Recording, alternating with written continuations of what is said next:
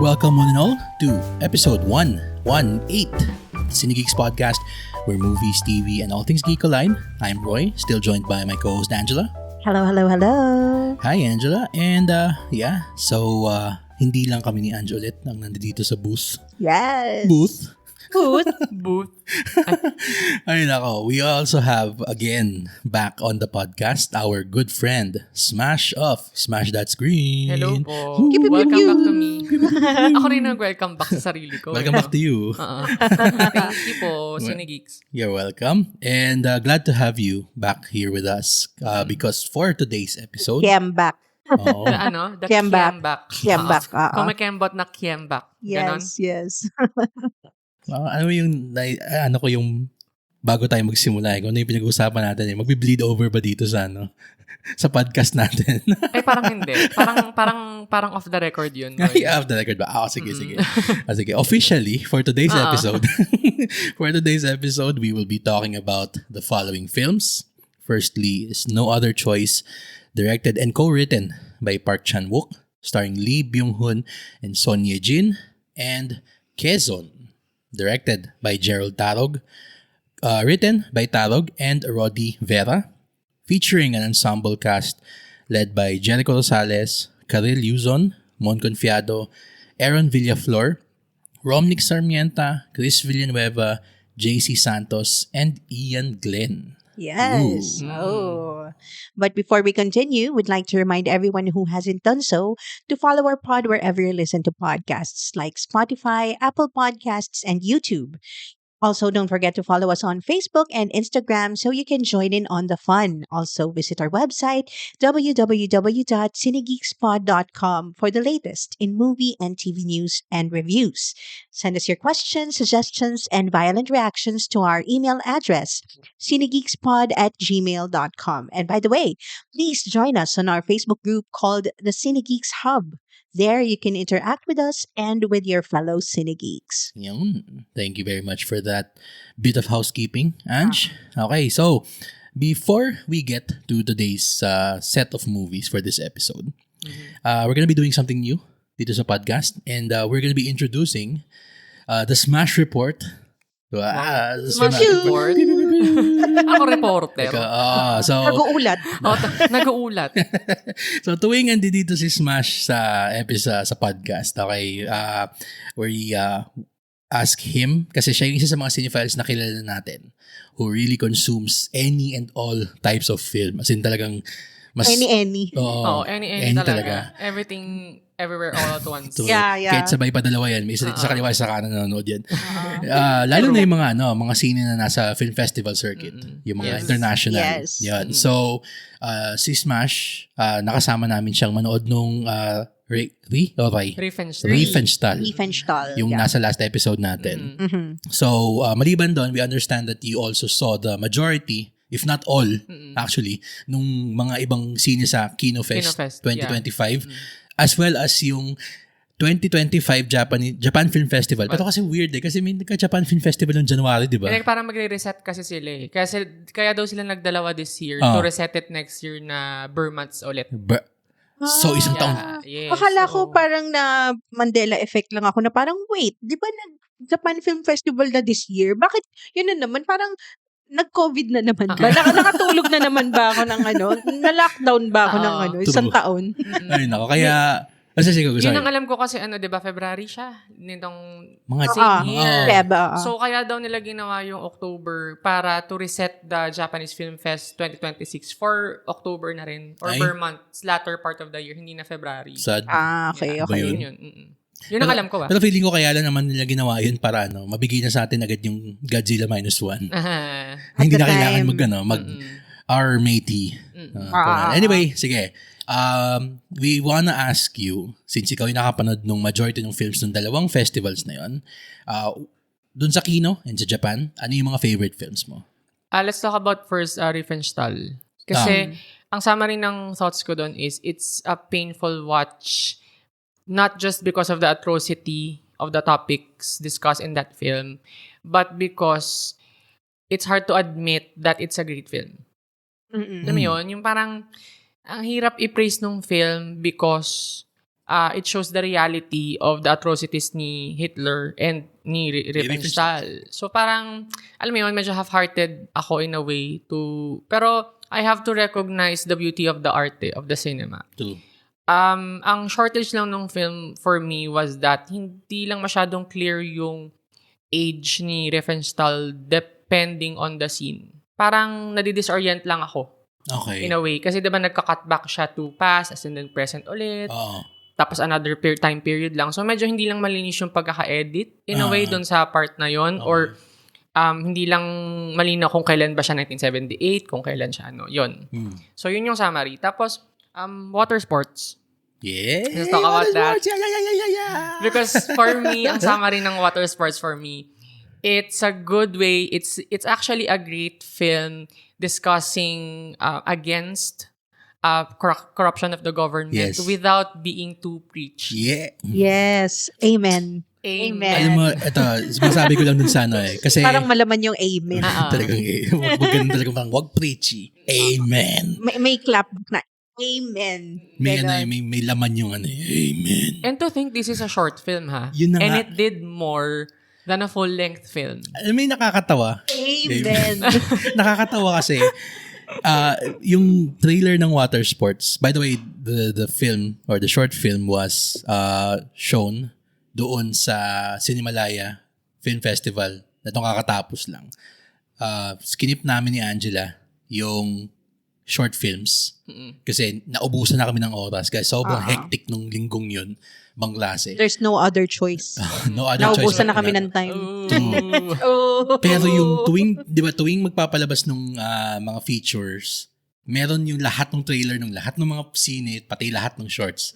Yung talagang yung trailer ni Water Sports, yung pinaka-striking, na talagang parang, I wanna watch this. I have to see this. Yes. Tapos, grabe na yung ilang araw yun, 5 araw sa atin cumulatively, tas 10 sine. Siyempre, na-build yung hype na parang, shucks, gusto mo mapanood to.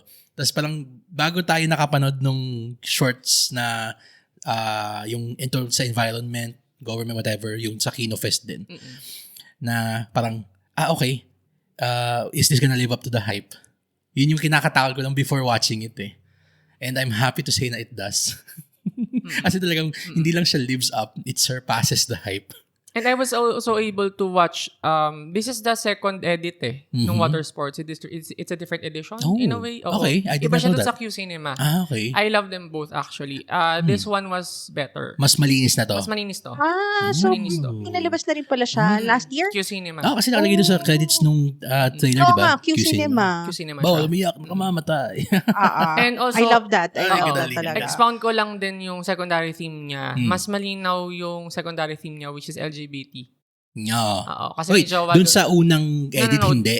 Sa second edit. Pero malinaw ibig naman. sabihin, Okay, as a sorry. film, Oo. as a short film na may main theme niya, yun nga, corruption and everything. Tapos may secondary theme siya na malinaw rin. Yan, tama. Oo. Parang for a short film, ang hirap nun kasi nga yung full-length films nga, minsan, ang hirap nilang, nahihirapan pa silang i-emphasize yung secondary theme nila. Ito, sobrang ang galing. Without being too, Yan. Sige. Preachy. I think what I'm sasabihin. Yeah, without being too, Amen. hindi siya masyadong, yun yung sakit ng, sad to say. Kasi may mga sine naman na LGBT ang message na sobrang swabe ng pagkakagawa. Which is, example, open endings. Yan, nagustuhan namin ni Angela yun. Pero yung majority kasi, and siguro, hindi naman dahil na parang, dahil LGBT kasi yung filmmaker or yung storyteller. Hindi eh. I would mostly chalk that up to possibly the inexperience na kailangan pang matuto ng filmmaker on how to elegantly get their message across. Na ang nangyayari tuloy, yung mga baguhang mga filmmakers na yun ang message nila na karapat-dapat namang lumabas yung message na yun. Medyo sobrang blunt pa. Walang finesse. Etong tama ka, yung water sports, grabe yung pagkaka-finesse niya eh. Na hindi siya yung parang hits you in the head with the LGBT message. It's a very humanistic take on that kind of yung relationship, even yung dun sa yung corruption sabi mo. Okay, sige. Any other from Kinofest? yung sa water sports, crispy. Yun ang final ko doon. Crispy? Ano Oo, ibig sabihin ng crispy? Like very very manipis lang yung balat niya pero masarap. Anong crispy? Potato chips o lechon? Parang potato chips. Yung Okay. kahit ang nipis nung kinakain mo, So, pero ang Lay's. sarap niya. Lace Oo, na potato ganon yung chips. water sports. Yun. Anyway, for Kino Fest, ang isa pang nagustuhan ko is yung From Hildy with Love. Kasi ang sakit-sakit nung film na yon. It's about basically how the justice system worked during the war. The war. Yun. So pretty much parang may realization lang na parang wala rin naman talagang masyadong nagbago this time. Tapos parang it's so refreshing to see it in a cinema in a way kasi nga sanay tayo na from a Filipino perspective na yung mga Filipino films natin, ganyan. Ang refreshing lang na makita siya sa isang, nanggaling siya sa isang bansang relatively more progressive than us. Na may ganito pala silang storya. Then, True. We can always be surprised naman talaga. I mean, yun nga lang nakikita natin sa US ngayon na parang, oh my God, been there, done that. Yung diba? mga, nito, Ay, diba? mas maisingin ko lang yung kahit dun sa Riefenstahl. 'Di ba? Na parang magugulat ka na akala mo pagdating sa kanila na yung learned sila, akala mo mas advanced, tapos biglang may mga ganun na parang tumatawag ka ba kay Riefenstahl, we support you. Oo. Oo. Yung mga klosetang Nazi.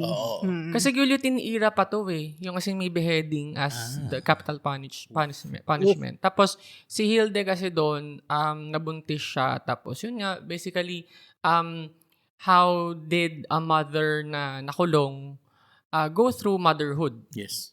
So parang ang sakit kasi talagang nandun tayo sa panahon and up to now nasa panahon tayo na pwede kang mapatay and makulong just because you have a complaint towards the government. So yun. Kaya maganda yung From Hildy with Love for me. Okay. Question. Sorry. Go. Sorry.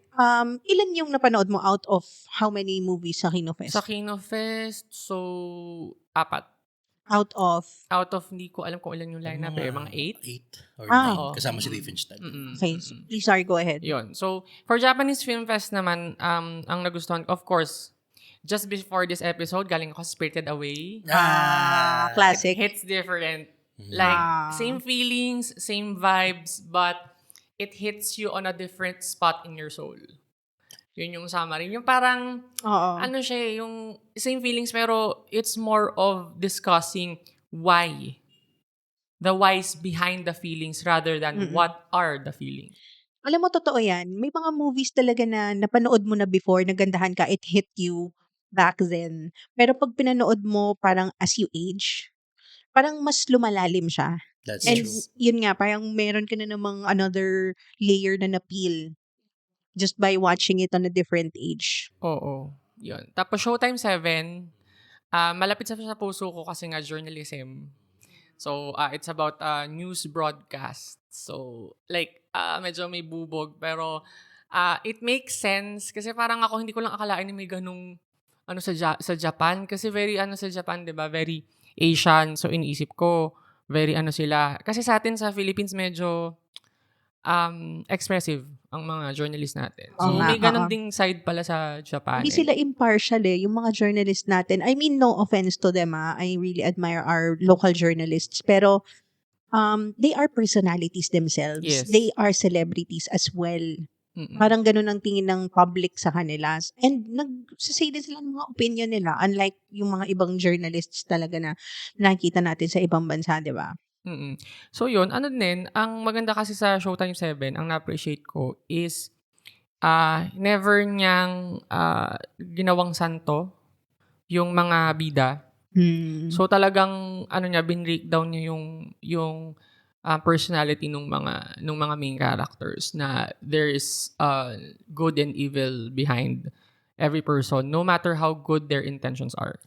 Yun. And then finally, yung last pick ko is yung Teasing Master Takagi-san. Ang naalala ko dito, it's a more finesse version of Minamahal. I mean, I appreciated Minamahal by Direct JP Laksamana. Pero siguro iba lang talagang magdala ng kilig pag Japanese movie. Very animated kasi sila Oo, no? pero hindi nila kailangang maging lustful. Lustful ba yung minamahal sa'yo? Hindi. I mean, from a certain point of view. Yes, di ba? Meron, baka ikaw lang meron yun. siya. May sexual innuendo siya. Di ba? Meron. Parang pag Japanese na romance kasi sobrang pure. Oo. Yung on the outside, yung tingin mo. Tama. Yun. Hindi makamundo. Yun. Yung very talagang very like pure kind of love talaga siya. True. Yun. Like, ang cute lang talaga niya. Tapos, syempre, obviously naman, pag mga ganitong pelikula, gwapo and maganda yung ikakas nila. Pero, hindi kanila, parang, yung buong film kasi, parang, ang description ko sa kanya is, tinitease ka niya sa magiging resulta ng movie without you being impatient about it. Kasi di ba may mga ganong pelikula na parang, ibigay mo na, or, parang ibigay Sige mo na na, sa amin. kiss. Parang Oo, yun na, parang yung ganon. minamahal. Oo. Parang ganun. No. Laging Kiss, patis.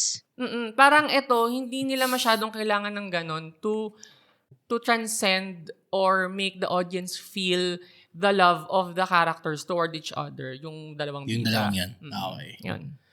Okay. Yun, thank you very much. Thank you very much, Smash, for the Smash Report. Ang Reporting ating, live Resident journalist. from Barangka Drive. Barangka Drive. Ay, nako. Anyway, sige. Yun. Natapos tayo dyan. With that in mind, let's now go ahead and talk about the first film dito sa episode natin. I was very excited ako pag-usapan. Excited ba ako? Hindi ko alam kung nararamdaman ko ito Well, kasi it's scene very ito controversial as of recording time. Kasi ang dami niyang drama and mas yun yung headlines ngayon kaysa dun sa movies. So, we might as well talk about it. Public-facing drama. And As far as literal, we know. and literally, there was a mic dropping involved. Oo nga. I feel for the mic. Huwag niyong binabagsak yung mga mic. Bilang podcast editor. Oo. Mag-isala tayo Nakakasira mga yan. Permanent na masisira yan. Tama. I hope he paid for that microphone because damaged na yun. Tama. May isang tech page na they called out Yung ginawang yun. Oo, na nag-mic drop na from a technical standpoint, hindi talaga dapat siya ginagawa. Tapos yung mga tao, tinotroll yung tech page for bakit hindi yung message yung like, bakit kayo dito pumupunta? Pumunta kayo sa mga pages ng historian. Yo, doon kayo Tama. pumunta. Diba? Tsaka alam nyo parang lang, public service announcement na lang din. Kapag kahit anong klaseng mic, hindi nyo tinatap yung mic para i-test yung sound. Ito, I'm tapping my phone. Hindi nyo ginaganon. Bawal yun. Kasi nakakasira ng microphone yun. Okay. Ay, So, nako. kapag magte-test kayo, just, use your voice. Tama. Mic Okay. test. Huwag Good. nyo tinatap with your hand. True. Okay. Ay, O, nako. ayun Sige lang, na. tapos Ito na. Pangalanan na natin. Ano ba yung sining yan? Pangalan ng sining, minamahal. Charot lang. Let's talk about the film. Quezon.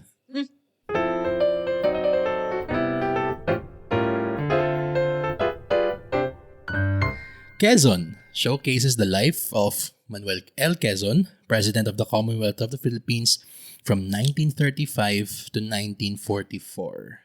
Yan lang yung love Yun lang line. yung logline sa IMDb.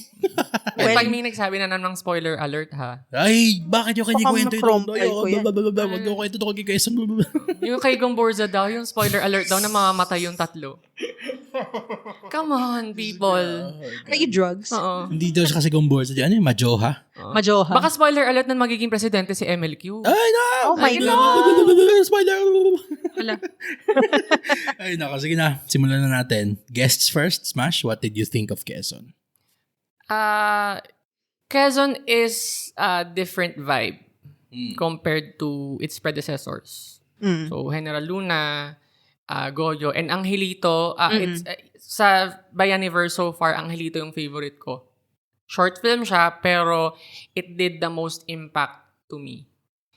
And siya yung may pinakamalinaw na message. Yung Angelito. Yung Quezon, ang description ko sa kanya is, may gusto siyang sabihin. May mensahe siya. Pero, imbis na sabihin niya in ABCD, baliktad yung pagkakasabi niya. ZYX. Baliktad. So, parang, may gusto siyang sabihin, pero, sinabi niya in a different way. Okay. Yun. And hindi ako sure actually kung advantage ba yun or disadvantage ba yun or disservice ba yun dun sa pelikula. Nagandahan naman ako. I appreciated it.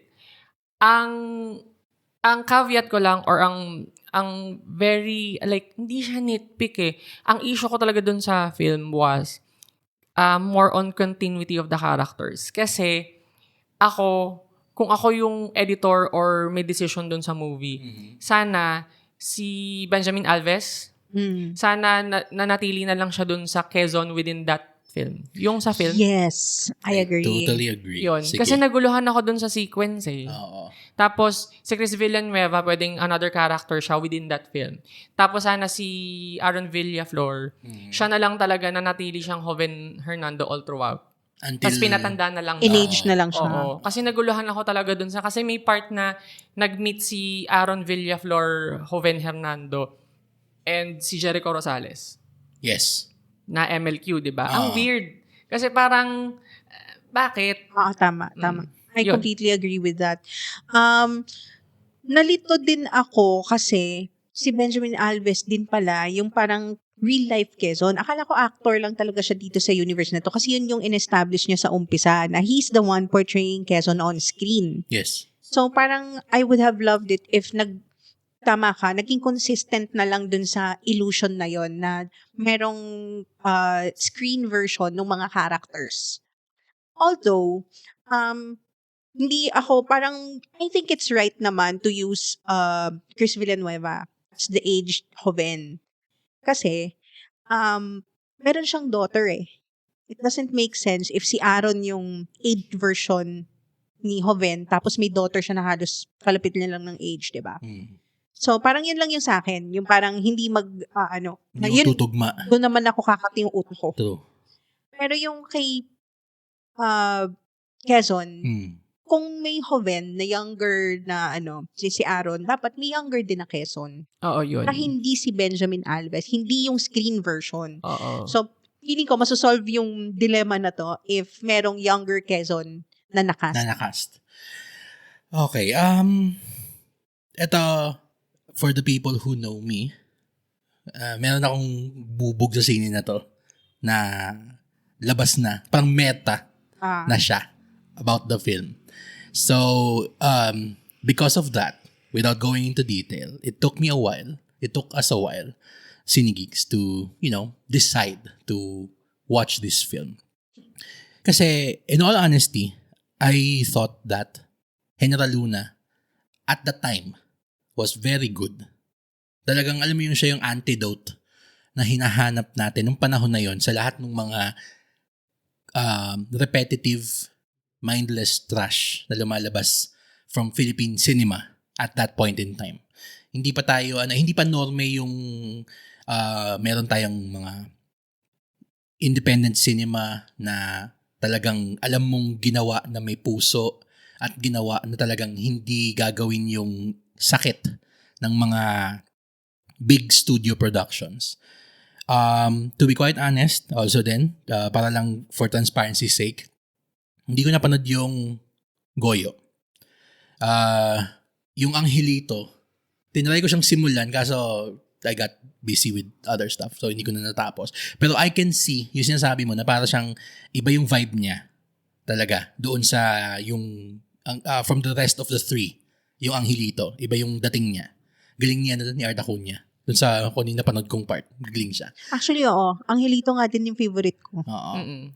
Ngayon, dito sa Quezon, nung lumabas yung trailer una, nakakatawa kasi we were expecting something we thought na malapit doon sa quote-unquote DNA ng Bayaniverse. Yung serious, melodramatic take. Or kahit siguro in the case of Goyo, based on sa trailer, na parang may konting angst. Parang medyo emo ng konti si Goyo doon. Whatever. So, medyo na-taken na ba ako nung unang lumabas yung trailer na parang, ba't ganito? Parang siyang, is it trying to be a comedy? Is it trying to be satirical? Na yun nga yung pinaglalaban actually nung yun na yung nung Ken. Is if this is a political satire, they want it on record parang ganun. Na this Pero is may sinabi na ba? Hindi, ang sinagot naman yun yung sinagot ni Gerald Tarog. Sinagot niya naman dun mismo sa venue na yun na parang it is, but it's still based on real events na derived from his memoirs and history books. Pero kasi ito yung masasabi ko dyan. Sige, I will burrow my way into this film. Let's start with the supposed satire angle niya. Kung satire siya, hindi niya kailangan ng disclaimer sa simula. Kasi nagsabi siya doon na parang, this is a work of fiction, keme-keme art, wala. Basta, parang, nag-apologize kaagad siya para doon sa hits na ibabagsak niya on the subject na kanyang gagawa ng kwento. Kasi kung satire siya, dapat talaga matapang ka. Alam mong ilalambast mo, alam mong isuskewer mo, pero meron din naman kasi silang sinabi na parang they're going to try to honor the memory. So hindi naman siya talagang out and out talaga na papalabasin nilang masamang tao si Quezon. Hindi. Pero if it's satire, they have to stand by the viciousness of whatever they're going to unleash. So Kailangan unapologetic. yon. What did you think of the disclaimer? Yan, Anong sige. dating nun sa'yo na parang, okay, coming in, sitting down, and then, anong nag-set ng expectation for you because of that disclaimer sa umpisa? Alam mo ano siya eh, kung ang intention is to depict a historical account, kasi sabi nila, these are based from facts, di ba? Pero ang atake ng presentation is satirical. For me, hindi na kailangan yung disclaimer. Exactly. Kasi dapat satire should be shown, not said. Yes. Exactly. Yes, Yun. yes. Yes. Amen. Yan. So, yun pa lang. So kung satire siya, sige, be brave enough to stand by what you're going to do. Funny enough, during the film, grabe yung tapang niya. As in talagang, it paints Quezon in a less than savory light. And masabi ko lang, ang galing ni Jericho dito. Talaga. Oo. I agree. Alam mo yung, from the start of the film, syempre kasi it takes siguro mga 5-10 minutes watching him, yung mga, okay, yeah, the Philippines. Yung parang siyang ganun na parang may baboses siya. Parang syempre mag-a-adjust yung utak mo yun na parang, wait, ano ginagawa ni Jericho? Cringeworthy. Pero medyo cringe siya. Trailer, actually. Pero- yung first reaction ko din sa trailer, parang, ganun. Oo, pero yun dun sa may, siya ata, yun sa may scene nung nanalo na siya, yung parang inauguration ball niya, gano'n. Doon ako medyo parang, ginagawa nito? Nagkaka-caricature ba siya? Yun yung, Parang yun ang SNL, isip ko. And then, as the film progresses, something, I loathe to use the term, something magical happens and then it just disappears. Yung parang barrier nung Jericho is playing Quezon and Quezon is being played by Jericho. Hindi, bigla siyang naging parang, okay, I am watching Quezon. Talaga. Kahit ganun yung boses niya, kahit ganun yung mannerisms niya. And to the credit of the film, napakagaling nung I would like to think yung collaboration ni Jericho Rosales and ni Gerald Darog, even with writer Lodi Vera, to craft this very complex portrayal of a complex person. Kasi may mga times naman na talagang sobrang, hindi naman siya yung all the time yung banal-banalang burot ka. Hindi naman siya ganun. Hindi naman siya at 11 lagi. May mga times naman na pinapakita yung kanyang pagiging hunyango niya. Yung smooth talking chameleon.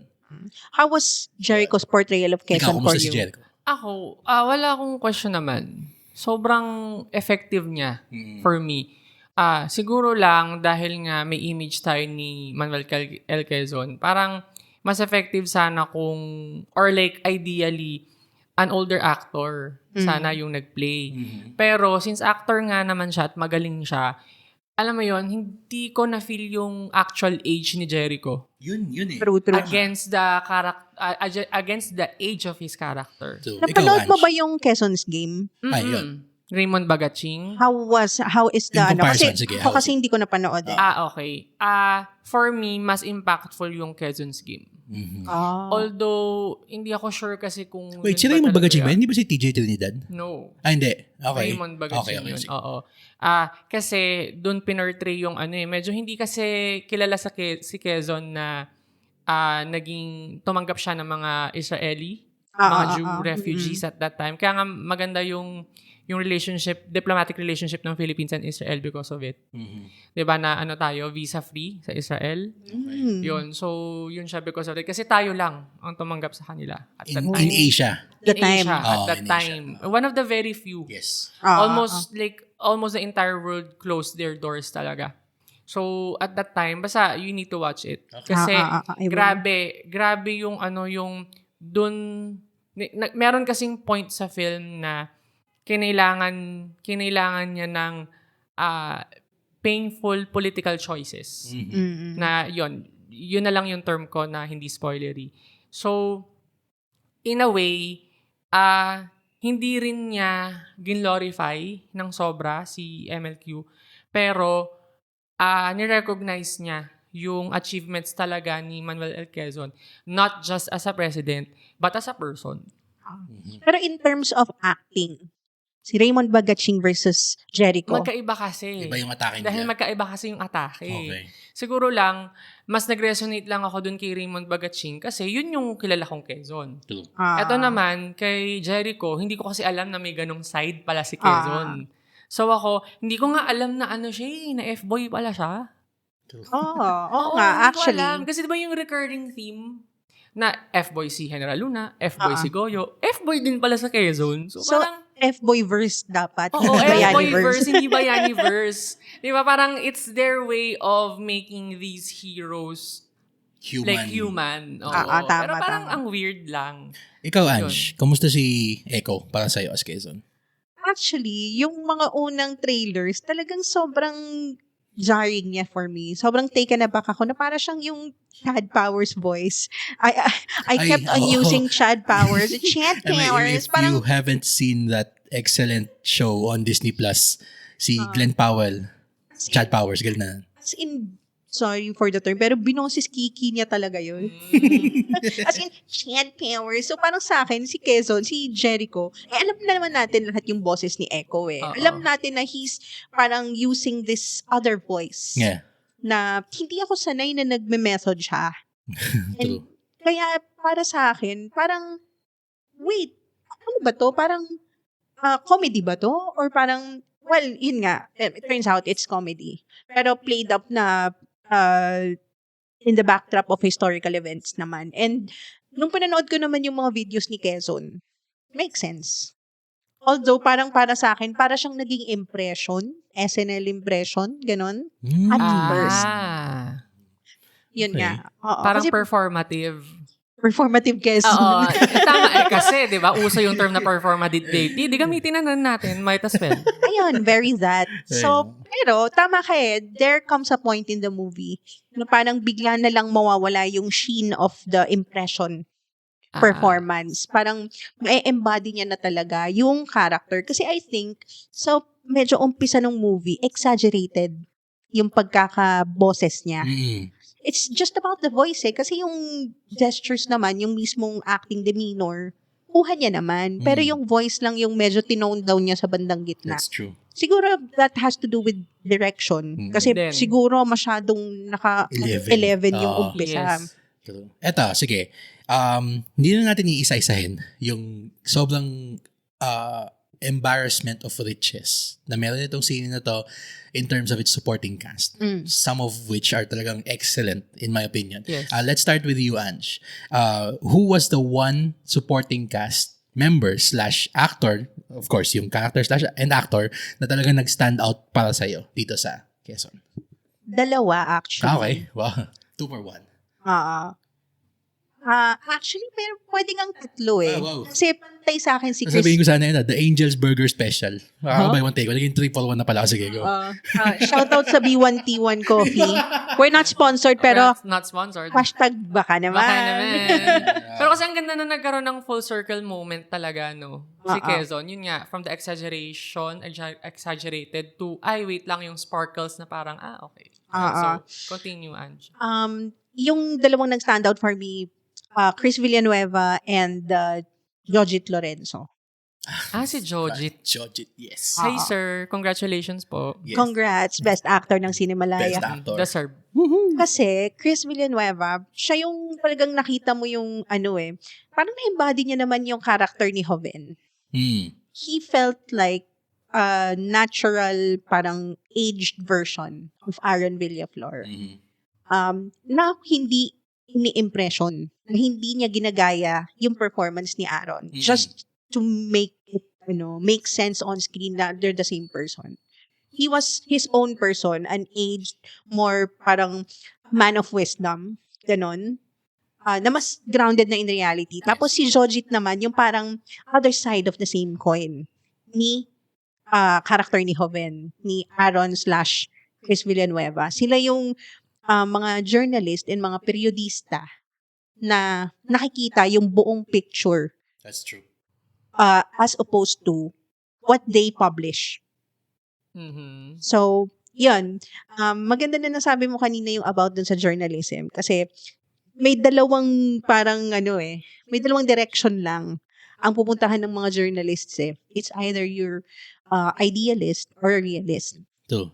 So, parang sila yung two-pronged attacks on journalism in the Philippines. Yan. Okay. Kasi kapag halimbawa yung kay Jojit, yung si Miguel Loriano, yan, si Tio Miguel, Si Tio Miguel. na talagang sobrang niyang from start to finish sobrang niyang straight arrow talaga Tsaka he sees through the BS. Siya yung nagiging conscience ni Ni Joven talaga. Kasi may point dito na, well, Joven is not a real person. Para siya yung natin, siya yung, ano ba yung tawag doon? Alam mo sa Bayani? Yung dalawang bata. Spoiler yun. Hindi naman. Charot. Wow, spoiler. Oo Yung, di ba sa Bayani may dalawang bata? Yung pumapasok sa mga stories ni Lola. So parang yun si Joven. Ganung plot device siya, essentially. Siya yung avatar, Avatar ng audience. audience. Exactly. Thank you.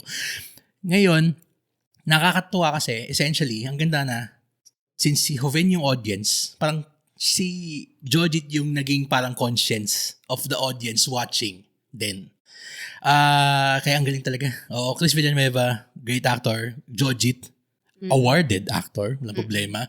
Ikaw, Smash, sino yung character and actor na talagang nag-stand out sa'yo? Ako dalawa rin. Si Romnick. Siya yung runner-up ko actually, Oo. yung pangatlo. Hindi kasi pilit yung pagbibisaya niya. Oo. Pero basta hindi siya pilit. Natural siya. Bisaya ba siya talaga? Yun nga, hindi ko rin alam eh. Kasi di ba nag-Ilonggo siya sa Oo. sa Becky and Badette? Yun din, hindi rin pilit.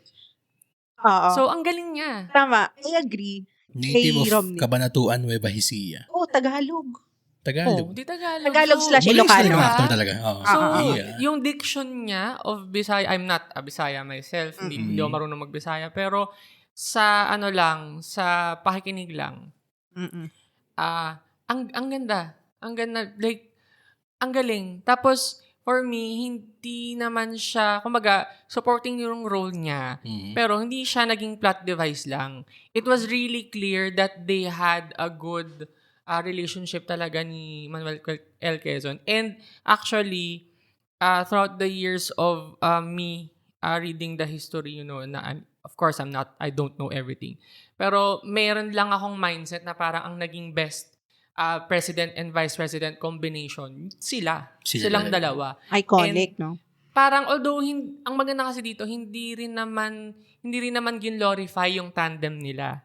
Pero hindi rin diniminish yung accomplishments talaga? nila. Oo. Kumbaga, pinakita lang yung totoo. Yes. Good, the bad, and the real. Yun lang. Oo. So, maganda dun magaling si Romnick Si Romnick. Sarmenta. Yung isang character sa'yo. Si Aaron. Yung batang Oo, Joven. si Aaron Villaflor. Okay. Kasi, may clear distinction yung growth niya from General Luna and Goyo na very naive, very innocent. Dito, alam mo yung unti-unti na-shed na yung innocence na yun na shucks, ito na pala talaga yung totoo. True. Nasa yung mata-mata acting. Mm-hmm. Ewan ko kasi alam niyang gwapo siya eh. Pero, For his detriment ba yun? Hindi. Yun nga Parang feeling ko kasi baka iniisip niya na magiging detrimental yun sa role Ah, niya. Na gets parang, ko- gwapo gets ko lang to. sinasabi. Poster boy lang to. Gets. Ganyan. Pero hindi niya. Although, ginamit niya yun to his advantage. Pero, he went beyond that. True. Para hindi maging surface level lang si Joven. No. Siguro, kung, correct me if I'm wrong, if I'm getting your point correctly, yung sinasabi mo kasi, funny siya, pero it's a very, parang underrated point in how acting is sa local industry natin, na parang yung may mga actors tayo, may muka, gwapo, pero ang dami na hindi alam na i-wield yun. Pogi lang sila, pero tuod mag-acting. Oo. Ang dami kong gustong sabihin pangalan, in mind, pero wag na lang. Baka humaba Wag muna tayo. tayong maghanap ng kaaway ngayon. Pero, yung kay Aaron, if I got your point correctly, meron siyang dinadagdag na soulfulness. Yes. doon sa acting niya, na alam na niyang aesthetically pleasing na yung kanyang pag-act ng ganung talagang may tortured na parang conflicted person, tinitake up pa niya a notch. Kaya talagang nangingibabaw yung emosyon. Tama ba? Yes. And if anything, yung acting niya na yon, nakatulong yon sa pag-transition from the young Joven to the Chris Villanueva Joven. At least wala kang in-between na parang, wait, saan ang galing na biglang gano'n na yung character or yung growth ni Chris Villanueva? So, yun. Kaya effective siya for me. Nasabi niyo na yung mga magagaling eh. Pero I'm gonna show love to one more na hindi pa natin nabanggit. Sino yan? Si Mon Confiado. Ay, oo naman. oo. General Given na Myong yun. Aguinaldo. Parang feeling ko si given na kasi. Kailangan ba natin talaga manggitin na ang galing ni Sir Mon Galing ni Confiado? Mon Confiado. Talaga. Alam mo yung... Universal truth Oo, na yan. universal truth naman na yun eh. Lalo na yung sa part dito nung nasa Bataan. Yung parang merong debate or talumpati nung tatlong characters. Talagang doon mo makikita yung conflict of parang why did he get back quote-unquote into the fight in the first place? Yun na talagang yung may point na siya na pwede na niya sanang sirain si Quezon on stage. Yes. In that may spoilers. Ano siya eh, nangyari na siya eh. Basta yung doon na, Historically accurate ba yun? O parang yun na yung I would like to fiction? think na parang ano na siya. Artistic flair na siya? May artistic flair naman siya. Hindi naman siya siguro parang may naka-recount na parang si Aguinaldo pinagpapawisan habang nakatayo Yung si sa Ana. talumpatian at nakatayo Ana, si yung Soprano girl. sa gilid ng stage. And I must also add kahit nga dun sa part na nakatulala lang si Sir Mon as Emilio Aguinaldo, ang galing. So, Sir Mon, kahit yung pagtulala mo, ang galing mong umarte. Like, how do you even do that? Isang bagsak nga para kay Sir Mon Confiado. 1, 2, 3. Kaya masabi ko talaga, itong cast nito, embarrassment of riches, like sobrang galing nilang lahat. Some na nga are parang, naman sa'yo kung sabi na aren't used as well as they should have been. Pero yun yung magiging trade-off niya eh. Na you're focusing on certain set of people important to history. May mga talagang ma-i-chapwera yung screen time. Sige, just to wrap up na lang and I'll ask you your ratings each. What do you think could have been a major improvement that the film could have had that talagang would have made it talagang a masterpiece? Kasi just being real, it's not. May dami niyang pwedeng maging improvement pa. Pero let's start with you, Smash. What could a movie have done to elevate it to masterpiece status? Siguro sa akin sana mas nalapat ng maayos yung script against the screenplay. Mm-hmm. Kasi nga 'di ba, binanggit ko kanina na may gusto siyang message. Medyo na mix up lang talaga yung gusto niyang meaning. So, pero kudos naman to kay Director Tarog kasi nga co-writer siya dito, 'di ba? Yes. Hindi niya pinilit na maging director and writer. So, Kaya naman yung issue ko eh. Diba, alam ko pa, recurring issue yan eh. Name Diba? drop na yan. Pero at least Name dito drop may na yan. co-writer siya. So, in a way, naging mas malinis yung script for me kasi nilet go niya yung idea na siya lang dapat yung magsulat. Yun. Tapos yun nga, yung continuity sana hindi nagtagpo si Jericho Quezon tsaka si Aaron Villaflor Joven. Kasi naguluhan ako dun sa sequence na yun. Sana si Chris Villanueva na lang talaga. Yung na-meet na Jericho MLQ. Okay. Ikaw, Ngayon Ange. ko lang naisip, si Sue Prado naman, iba yung version niya sa screen at saka sa yung movie version at saka yung real life version. Sana gano'n na lang din yung ginawa kay Benjamin Alves. Yeah. Para sana naging effective yung character ni Benjamin as the fictional Quezon within that film. At saka kapag ka dun sa movie dinipik, dapat iba yung actor ni Aaron. Para din, di ba, nag-make para sense hindi, din. Para may clear demarcation. Ako, what I would improve, I agree with the mishmash of the messaging. Kasi ang dami niyang gustong sabihin. It reminded me of a recent film that we watched na artful siya pero sobrang bloated nung messaging niya. Parang siyang yung Cinemartyrs. Done in a good way. Kasi parang alam mo na meron siyang, from the get-go, meron siyang gustong sabihin. And then, as we dive deeper into the movie, kung ano-ano na, marami ng iba. Pati yung personality politics, yung Trino system, tapos yung yung pagiging hunyango niya nga, and not just to people, but among his peers din. It's true. And yung pagiging puppet master niya. So, parang, siguro na nawalan siya ng focus for me until the end. True. Tapos, I know na parang medyo broad yung gusto niyang sabihin. So, I'll just take it as that na lang siguro. Parang, ako na lang magpa-process sa sarili ko, sariling sikap. And then, the third, siguro, yung disclaimer.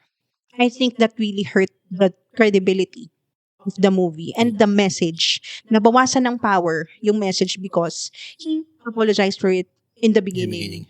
So, parang, dun pa lang, parang nagtitiptoe na siya. Kasi sobrang tapang, parang hindi match na bigla kang parang fail safe ba? True. Yung nasa beginning na yun. Tapos bigla kang mag-go off with dynamites. Diba? That's And true. bombs. Na bigla kang truth bombs here, left and right. Diba? So, for me, if it's a satire, make it a satire. True. Parang The Dictator. I guess. Diba? Oo. Or The Interview. Oo. It's really parang should be taken with a grain of salt. At least yun yung masiset mong expectation sa audience. Whereas, dahil sinabi na medyo historical din, feeling ko doon ang gagaling yung controversy ngayon. It's true. Kasi, nag-dip sila in two waters. Oo. Kung fiction ba o... O parang satire. Oo. True. Na sabi nyo din lahat ng gusto ko din sabihin. Isa na lang idadagdag ko dito. One last. Leonard Wood could have been anyone. There was no yeah. point to cast Ian Glenn. True. Not to mention his accent. Yon, talaga na parang if they just parang allocated his TF to making a better production, just cast, actually mas maganda nga kung mag-cast na lang sila ng parang yung mga yung mga Pilipino, yung mga mestizo na nandito sa Pilipinas na mukha namang Mga daddies of wakwak. yung mga ganun. Oo. Parang nung General Luna, yung isang head ng PBA, yung si E.A. Rocha, di ba may role siya doon? Tapos mukha naman siyang hindi naman siya mukhang Espanyol, di ba? So, it could have been anyone. Talaga, it didn't need to have a name. Kasi, as it stands, now that we're, tapos na yung sine and minamarket na siya and whatever, hindi naman ginagamit yung fact na Ian Glenn is in the film. So parang, what was that for? Hindi na ginamit, no? Sayang. Di ba? Hindi siya pinopromote as an Ian Glenn movie. Pero, maliban doon, I hate how much I like this film. I really did. If this is the end of the Bayaniverse, I mean, ang ganda niyang ending, kumbaga. Pero merong tease dito sa dulo na parang, Bayaniverse continue. If hindi nyo pa napapanood, Sige. watch until the end. Kasi merong siyang mid-credits. May mid-credits din siya. Mabilis na lang. Do you think, yes or no question lang to, I'll ask you for ratings after. Do you think that tag means that this is gonna continue, or is it parang a thematic continuation na parang, this is Philippine politics and the same bullshit just goes over and over again? Thematic siya. Hindi siya tease of another one. No. Hindi. Ikaw, Ange? I think yes. No? It's a sequel bait. Sequel bait siya. Okay. Ako, mas dun ako sa kay Smash. Mas agree ako dun. Na parang siyang, alam mo yung, parang, natapos na tayo kay Quezon na the trapo to end all trapos. And then we're gonna go to this, supposedly siya yung greatest politician ever ng Pilipinas. Pero parang, kakatapos na natin panahon si Quezon, someone playing Quezon's game again. Si Magsaysay. Yan. I think dalawang yan. Ayan yung mga ipinagbabawal na technique ng mga studios. Kunya, he made that sequel bait a thematic choice. So, para lang safe. At saka parang, let's just put it out there. If kagatin, edi we do. If not, edi it's thematic. Kaya nga. So, ibig sabihin, So, it's smart. Anong tawag doon? Collateral. It's smart on their part. Sige, meron pa sana akong sasabihin. Sige. Dun sa production design, kasi parang, I would have loved siguro, it's sa editing na siguro to, no, sana nagkaroon na lang ng film grain. Yan. Or Masyadong parang malinis tignan. masyado siyang shiny tingnan and it looks so new and shiny. Pero para sa period piece, parang mas hinahanap ng mata ko. This is me ha, this is just me. Hindi naman ako expert, hindi ako filmmaker. Pero parang mas nagme-make sense if parang medyo may pagka-sepia siya. True. Para lang mabay ko na period piece siya. Para lang parallel yung plot development sa character development. Especially may passing of time eh. Yeah. Yan. Okay. So, Ange, anong rating niya for you? For me, it's B+. Ikaw, Smash. Sa akin, B. Kasi 3.5 eh. Okay. Counterpart. Sige. Ako B+ din. Maganda siya. Maganda yung pagkakagawa niya. Led by a great central performance and excellent supporting turns. Sana lang yun nga, may mga actor dito na hindi naman kailangan pala. At the end of the day, medyo, nandun pa din yung parang cartolina and cardboard element nung set design ng Which would Bayaniverse. be solved by making it sepia Diba? or with film grain. True. Parang post-house, parang gano'n. Parang ganun. Yeah. Pero at the end of the day, it's a watchable, entertaining film. Yeah. Smash hit siya sa akin. Wow. Smash hit. All right. So, let's now move on to the next and last film for this episode. And that's No Other Choice. So, after being unemployed for several years, a man devises a unique plan to secure a new job, eliminate his competition. Sige, horror naman to na. So, yun na nga, as mentioned earlier, this is directed and co-written by Park Chan-wook, Korean auteur.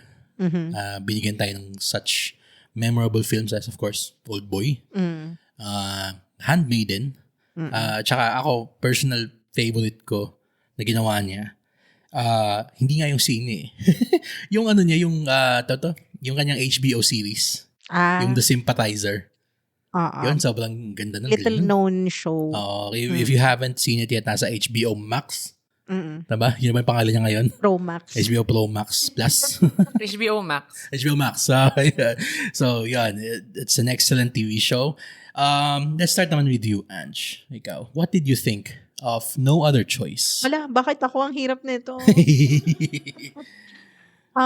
Okay. No Other Choice. Unang-una, masabi ko lang, sobrang versatile ni Lee Byung-hun. Amen. Ang galing niyang actor talaga. As Oo. in, parang kung alam mo lang siya sa Squid Game, you're missing a lot. Oo naman. Not Oo just naman. half. Oo. Sobrang galing niya. I mean, yung parang reverence ng public kay Lee Jung-jae, parang dapat mas deserve ni Lee Byung-hun yun.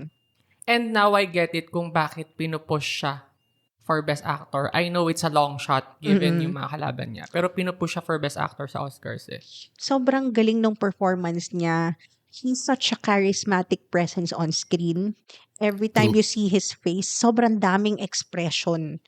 Yung mata-mata acting, Oo. kaya niya. And also yung sobrang flamboyant, over-the-top acting, kaya niya din. The comedic timing, the drama, the gravitas, everything. He has everything.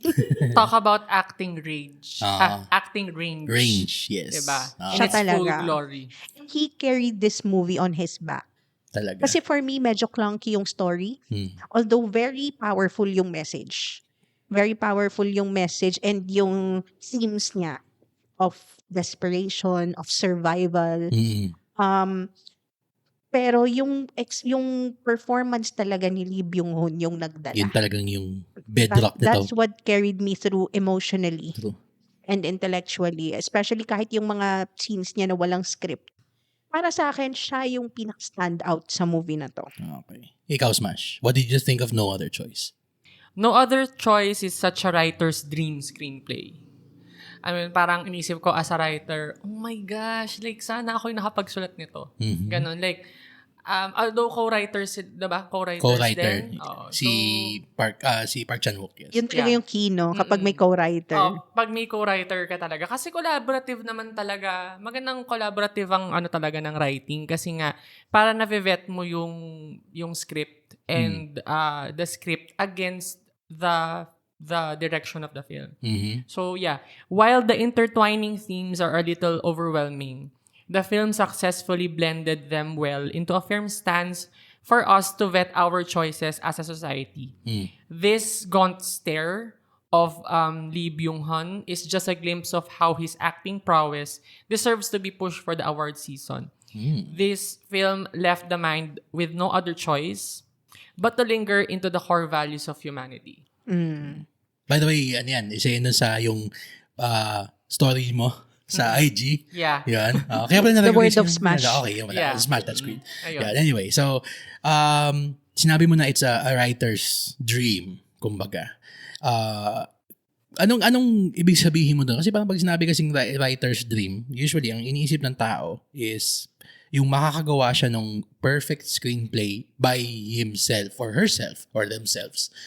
Pero ito, we touched upon it nga na it's a team effort kasi 4 yung listed screenwriters dito. Oh, ang So dami si Park, si Don McKellar, Lee Kyung-mi, tsaka si Lee Ja-hye.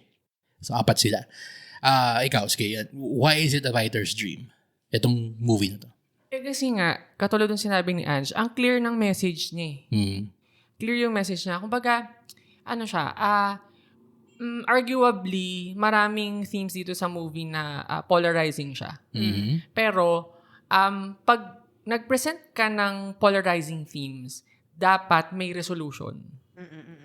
Hindi ka, alam mo yon, like, okay lang na, hindi ko sinasabing dapat, may clear ending, ganon. Pero may clear siyang resolution in a sense na meron kang pinangahawakan after watching the film. Hindi yung dahil, iniwanan ka lang niya. Hindi siya ganon, hindi ka na ginost. Kumbaga, ganon. So, kaya siya writer's dream kasi nga, ang intention naman talaga dapat ng writer is to convey a message and make that message linger and have an impact. Hindi yung papakita ko lang. Okay. Hindi siya ganon. Okay. Yun. So, Ikaw, Roy. definitely agree. Ako naman, pagdating kay Lee Byung-hun, I mean, international audiences only know him from yung kanyang mga Squid Game, tsaka yung mga Eyes of the Devil, yung ganyang mga sine na lumalabas sa festival circuit, kumbaga. Tayo kasi, kilala na natin siya dun sa mga roles niya nung yung mga K-drama pa niya. Yes. Lumalabas sa hapon nung dati. Yung mga, ano ba to? Yung All In, tsaka yung Beautiful Days. Yung lumalabas Channel 7. Na siya lagi yung parang kontrabida guy na kalaban nung bida for the girl. Na sobra talagang, alam mo yung parang gusto mo siyang hindi manalo, hindi niya makuha yung affections nung bidang babae. Kasi nga sobrang nefarious niya tingnan. Mukha pa lang eh. Yun eh. So parang dun ko siya parang kilala na talagang, okay, this guy acts his ass off every time. Kumbaga, nakakatawa kasi sinabi mo kanina dun kay Aaron Villaflor na alam niyang gwapo siya. So, wini-weaponize niya yung kapugian niya to elicit from himself a very soulful performance na lumabas naman doon sa Quezon. And of course, yung appearance niya sa Bayaniverse. Dito naman kay Byung-hun Lee, ang sa akin, alam niyang may gaspang yung mukha niya eh. Alam niyang hindi siya yung talagang, ano mo siya kay Gong Yoo or kay Lee Jung Jae, yung mga ganung mga conventionally handsome Korean faces. Edgy kasi yung mukha niya. Yun, merong edgy, may tapang eh. May lisik yung mata niya kahit nakangiti lang. Kasi parang nakakatakot siyang umiti eh. And yun siguro yung kaya sobrang grabe yung impact, napaka-powerful ng performance niya dito. Kasi going into it, meron ka ng preconceived notion na parang, yes, Byung-hun Lee is gonna snap at any time. Kasi that's the Byung-hun Lee parang auteur way. That we know. That we know. Yun, kaya part of this movie and part of the fun of this movie is parang watching the fuse go ever so slowly, palapit na palapit doon sa stick ng dynamite na kung kailan ba mapuputok yung yung patience nito, kailan siya magkakaroon ng at his wit's end. And it's funny kasi yun, and siguro for better or worse, it parang keeps on parang going closer to the dynamite, tapos bigla siya magre-reset ng lalayo. Tapos lalapit, tapos lalayo siya. Pero it keeps everything very unpredictable. Kasi pag yung mga before niya na plays into kita mo na he's gonna lose his temper at any time. Kumbaga parang I Saw the Devil. Yun, sobrang ganda ng scening yun. I Pero love that movie. alam mo na kasi na para siyang at a certain point in time he's gonna snap. Dito kasi you don't know when he's gonna snap or if he's even snapped at all. Yun pa yung sobrang ganda nung, kaya sobrang ang galing talaga, and I agree with you, sabi mo Smash, na may push for his performance to be at least nominated for an Oscar. I believe na i-avenge niya yung snub ni Song Kang-ho for Parasite. Ako talaga dapat naging best supporting actor Hindi talaga ba siya, hindi ba siya na-nominate? Hindi siya siya na-nominate. Hindi. Ay, oo. Sobrang disrespect Sobrang yun. yun. Oo. Pero may question ako. Sige. Would you say na si Lee Byung-hun parang Simon Confiado? Yes. May similarities. Oo. Yes. Oo. Kasi parang feeling ko yung same gravitas, same parang inner wisdom ng parang somebody who's weathered by many storms in life. Parang yun yung ini-embody kasi nung acting nila. True. Na parang ang dami nila na pagdaanan. I know this bullshit already. Ganon. So, yes, si Lee Byung-hun talaga. Siya yung strongest. Meron lang akong comment dun sa story. I don't know if you will agree. Sige. Pero kasi parang for somebody who's parang in a desperate situation or parang in a desperate mindset, parang nakulangan ako dun sa mga parang series of unfortunate events na nangyayari sa buhay niya. Parang hindi naman ganun ka-desperate. Kasi parang he put that pressure on himself. Pero actually, parang the family is fine. Parang ganun. I did not feel like they were... Actually, ito yun nga and thank you because you bring me to my next question actually. And either one of you, just chime in kung meron kayong sagot doon. Did the film adequately make you change how you felt about his character, about Lee Byung-hun's character throughout the film? Or parang like what Angie's getting into, if I got you correctly, na parang medyo parang siyang, parang wala ka nakikitang change, wala ka napapansing change pa. Ikaw ba? Sige. Well, yun nga. Yun yung napansin ko din eh. Kasi usually, kapag gantong parang series of unfortunate events type of desperate situation, kailangan may push eh. To make him do stuff that he would otherwise not do. Katulad na halimbawa, if diba yung unang nangyari is nawalan siya ng trabaho. So yun yung parang first domino. So naghahanap ako ng parang walls closing in on them to make him, compel him to actually do the unthinkable. So parang sa akin, asan yun? Asan? Kasi parang everything turned out fine eh. Parang wala namang parang nawawala sa kanila. Parang did he really have no other choice? Ako, medyo disagree ako dun. Kasi yung walls closing on him, it was not a physical one. It was a societal one. Yan din yung naisip ko. Na parang he only put it upon himself. It's the pressure. Not really dire situation. Na tipong nawawala na sila ng ilaw sa bahay, tipong na-foreclose na sila, or parang wala na silang makain. Kasi parang, alam mo yun? Eto, kasi... Was there really no other choice? Yun yung iniisip ko eh. I kept thinking about that. Ako, there was no other choice. Eto. May sinabi ko doon na parang it wasn't a physical one. It was a societal. Possibly you could call it in the context of the film, a thematic walls closing in. Yes. Siguro kasi, there is the obvious comparison to another fantastic South Korean film, Parasite, of course. Near identical themes of parang, the hindi nga dito poor class eh. Parang siyang just people trying to push against, trying to survive. Trying to survive. Yun dun kasi, sa Parasite kasi, talagang kita mo yung visual, may visual aspect yung talagang pag-push back nila against yung fate trying to crap on them and fate crapping back sa kanila dun sa towards the end of the film. Kaya siguro parang would you say na I'll give this a smash, would you say na parang kasi I've been reading a lot of, I guess, parang analysis tungkol sa No Other Choice.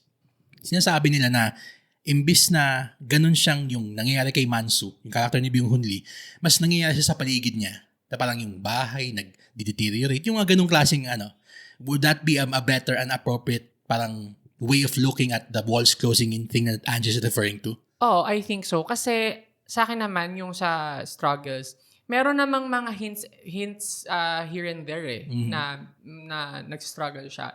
Siguro lang, yung focus ng screenplay kasi was not on the struggle, but on parang inuunahan kasi niya. Naging proactive yung approach niya. So, before pa siya mapunta dun sa pinakasukdulan talaga ng hirap, inunahan na niya. Kaya nga siya No Other Choice Kasi siguro, thematically, ang kilala natin na a struggle type of movie, yun nga, ang focus is yung mawalan ka ng pera, tapos yung mapupunta ka sa hindi okay na neighborhood, ganyan. Hindi nga kasi yun yung naging focus niya. Ang naging focus niya, ano bang ginagawa ng mga tao na ganito in times of desperation? Before even going to the part of desperation. Parang ganun. Yun yung sa akin. Kaya ako nasabi na intertwining themes, di ba? Kasi maraming ganung pelikula na maraming gustong sabihin. And that's okay. Ang problema sa mga ganung pelikula, hindi sila nagkakaroon ng resolution sa dulo. Resolution in such a way na imi-meet mo lahat ng intertwining themes na yun. And for me, kahit medyo yun nga, parang any, medyo ang dami niyang gustong patunayan, di ba? May mix siya of yun nga, yung societal class, tapos yun, yung competition, tapos meron din siyang yung advent of technology. Pero sa dulo, meron siyang clear direction. Nagtagpo sa dulo yung mga intertwining themes na yun. Kaya as a film, effective siya for me kahit na hindi ko masyadong naramdaman yung struggle leading up to the No Other Choice thing. Yun. So, kaya nga yung dun ko nakikita siya Yung doon sinabi mo kanina na parang imbis na parang siyang literal na parang walls closing in.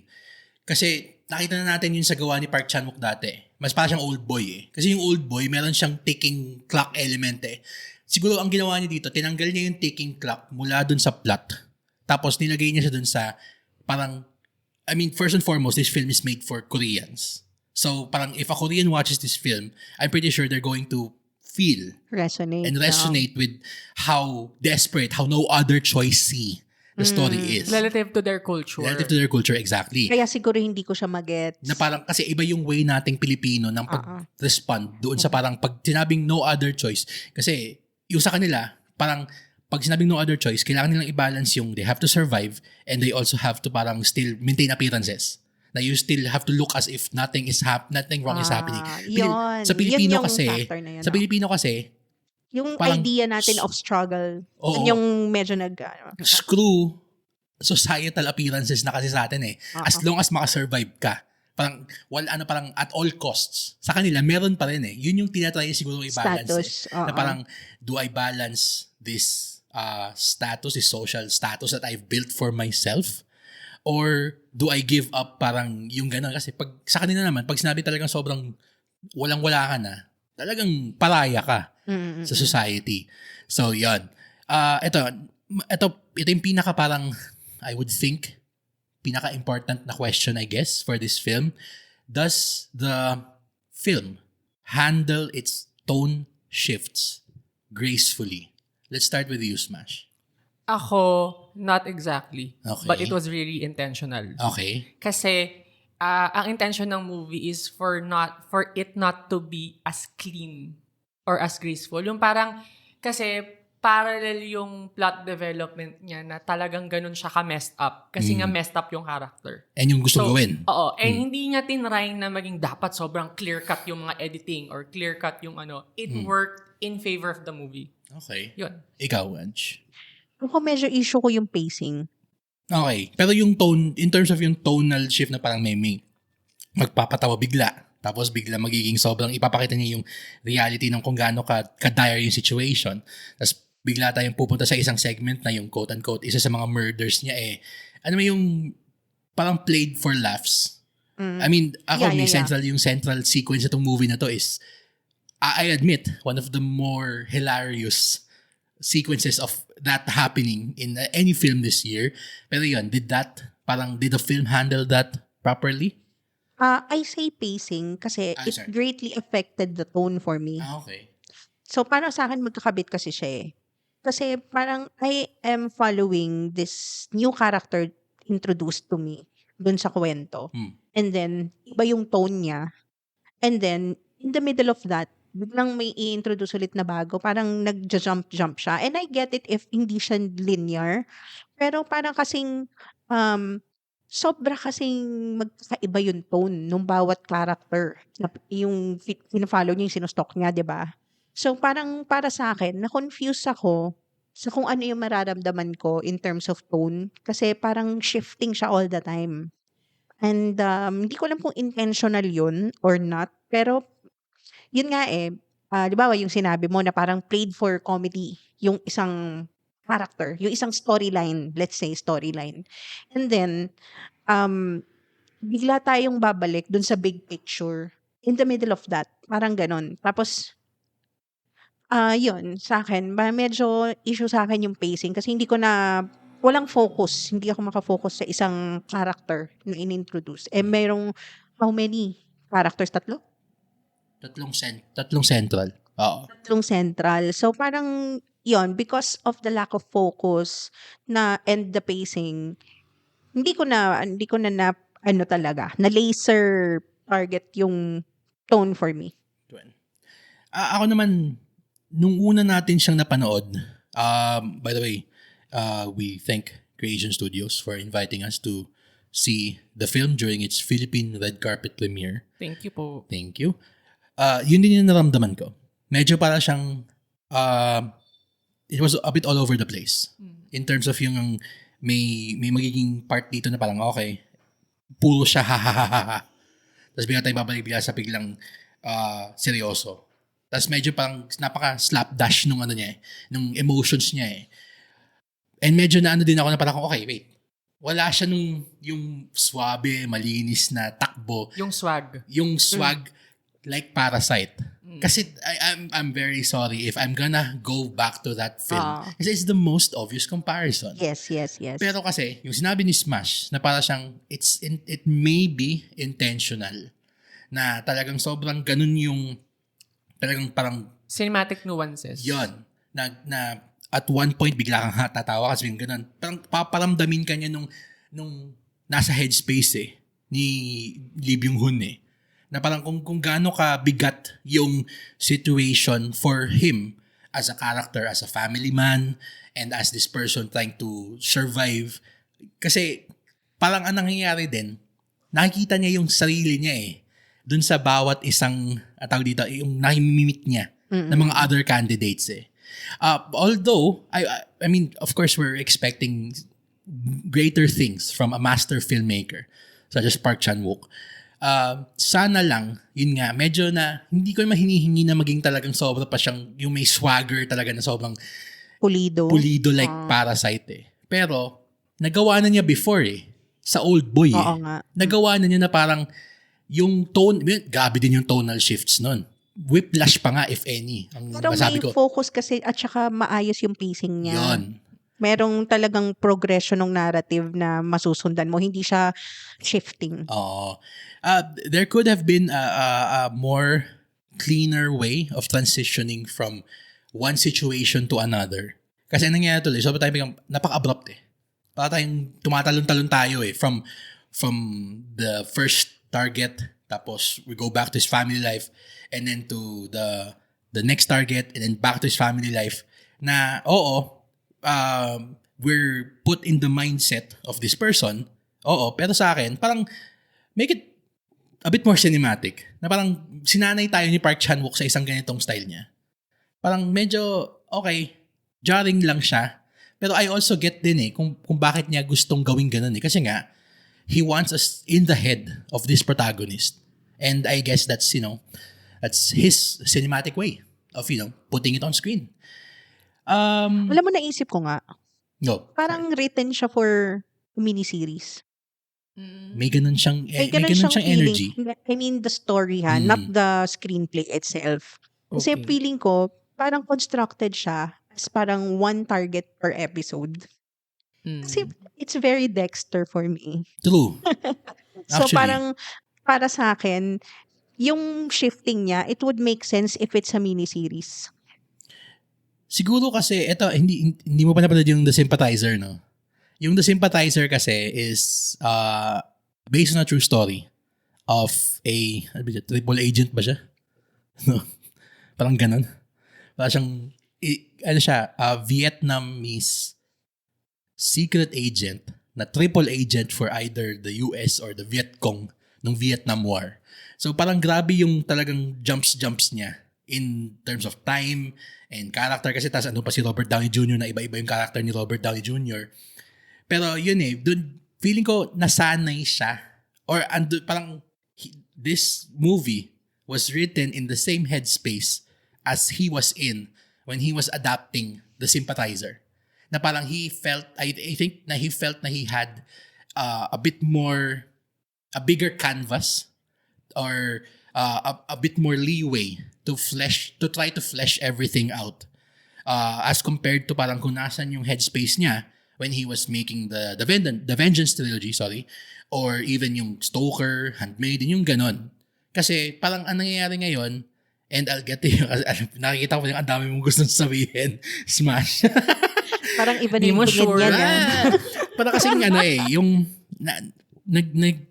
and I don't want to call it parang a disease. No, it's symptomatic of how storytelling is nowadays. The TV way of storytelling is starting to bleed over into cinema. Symptomatic? Ibig sakit talaga siya? Nagiging sakit siya kasi ang daming mga sine ngayon na parang tinatry niyang ikram lahat ng gusto niyang sabihin in 2 hours. Oo. Napansin din namin yan na parang this could have been a miniseries. Yun So sobrang dami ng gustong ano. At saka yung pacing nga na parang episodic siya yung dating. Yun. Oo.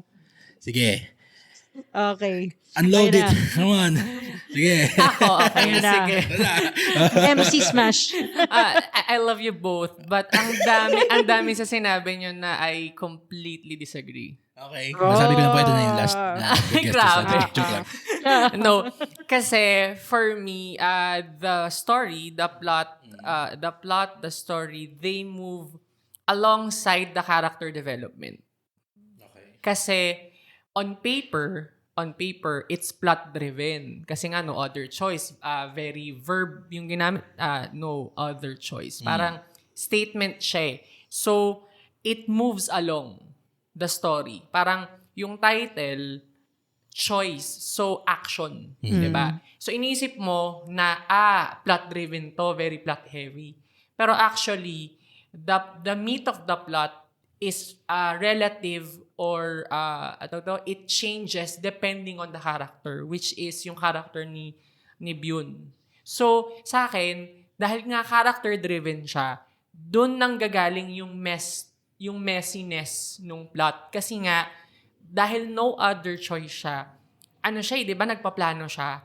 Pero naiiba kasi nga, nasusurprise siya dun sa variables na tinitake niya per character or per part nung movie na parang ito yung plano ko, pero oh shucks, alam mo yun, yung mabibigla ka na parang, ay, iba pala.